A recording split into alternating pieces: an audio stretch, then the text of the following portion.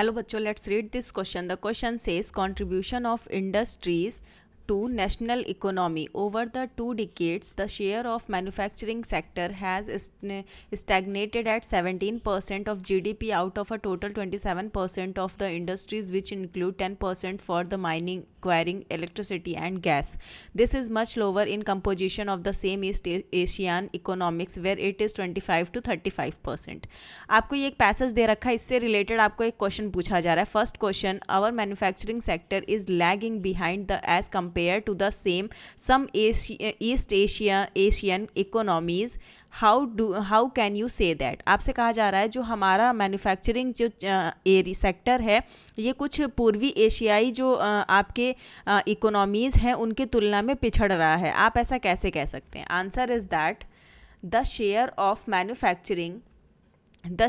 Manufacturing sector in the GDP has stagnated at 17% over the last 2 decades. अगर हम बात करें तो जो शेयर है आपका जो आपका मैन्युफैक्चरिंग सेक्टर के जो शेयर हैं उनका जो GDP है उसकी हिस्सेदारी जो है वो पिछले 2 दशक जो भी लास्ट 2 डिकेड्स जो हैं उनमें 17% पर क्या रही है, स्टैग्नेटेड रही है, स्थिर रही है. The total contribution of the industry to the GDP is 27%, out of which 10% comes from mining, quarrying, electricity and gases.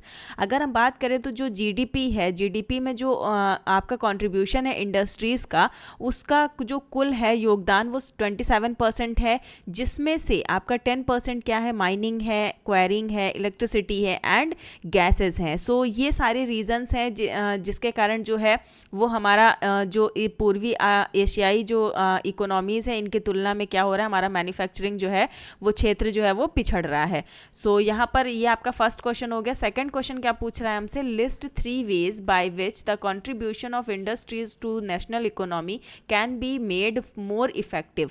कहा जा रहा है उन तरीकों की आपको सूची बनाना है जिनके द्वारा राष्ट्रीय जो अर्थव्यवस्था है, जो आपकी जो नेशनल इकोनॉमी है उसमें उद्योग के जो योगदान है और उनको और अधिक प्रभावी बनाया जा सकता है. ये कुछ आपको 3 वेज बताने हैं. आइए देखते हैं. अगर हम बात करें अपने सेकंड आंसर की, द 3 वेज कौन कौन से हैं. फर्स्ट है the large scale industries the surplus is very high. जितनी भी लार्ज स्केल इंडस्ट्रीज हैं इनका सरप्लस कैसा होना चाहिए, बहुत ही हाई होना चाहिए. सेकंड है आपका by using external and internal economies industry can get higher profit.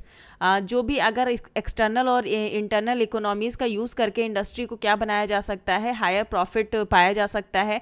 Third है आपका दीज प्रॉफिट्स कैन बी री invested for expansion and development. और इसी प्रॉफिट को क्या किया जा सकता है, फिर से री इन्वेस्टेड किया जा सकता है for the expansion of development, विस्तार के लिए और उसके विकास के लिए. So hope you understand it well. Best of luck. Thank you so much.